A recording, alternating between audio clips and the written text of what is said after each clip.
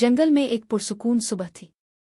सूरज की रोशनी दरख्तों के पत्तों से छन छन कर आ रही थी और नदी खामोशी से बह रही थी, जैसे कोई हल्की सी दाएं गा रही हो। घास पर एक छोटा सा सुरमई खरगोश, जिसका नाम विलो था, मज़े से उछलता फिर रहा था, धूप का लुत्फ ले रहा था। अचानक सुकून को एक आवाज़ ने तोड़ दिया, एक हल्की सी दौड़ से आने वाली रोने की आवाज़। विलो ठिठक गया। ये परिंदे की आवाज़ नहीं थी, न ही हुआ की सरसराहट। ये कुछ और था, कुछ छोटा, कुछ परेशान। इसने नदी की तरफ देखा और हैरान रह गया। एक टोकरी पानी में बहती चली आ रही थी और इसमें एक बच्चा लपेटा हुआ था। विलो का दिल जोर जोर से धड़कने लगा। नदी अभी तो पुरसुकून थी, लेकिन आगे जाकर इसका बहाव तेज हो जाता था।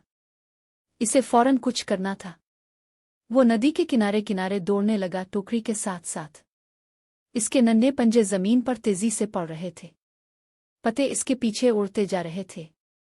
टोकरी तेजी से बह रही थी और आगे पानी का रुख मुड़ता था जहां खतरा था।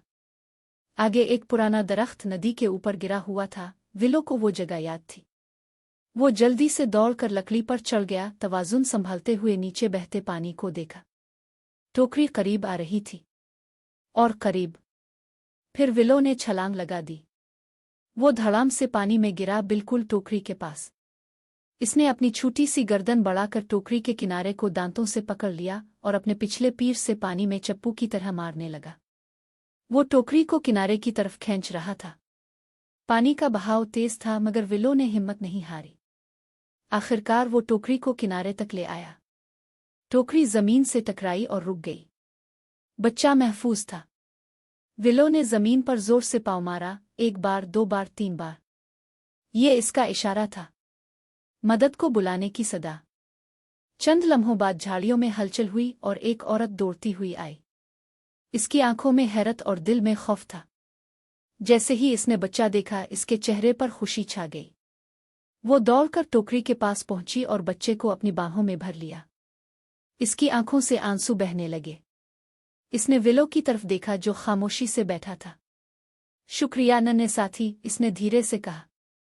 तुमने मेरी दुनिया बचा ली। इस दिन के बाद गांव वाले इस बहादुर खरगोश की कहानी सुनाते न थकते, जिसने एक बच्चे को नदी से बचाया। और जब भी हुआ चलती या नदी की लहरें गुनगुनात, ऐसा लगता जैसे वो विलो का नाम पुकार रही हो।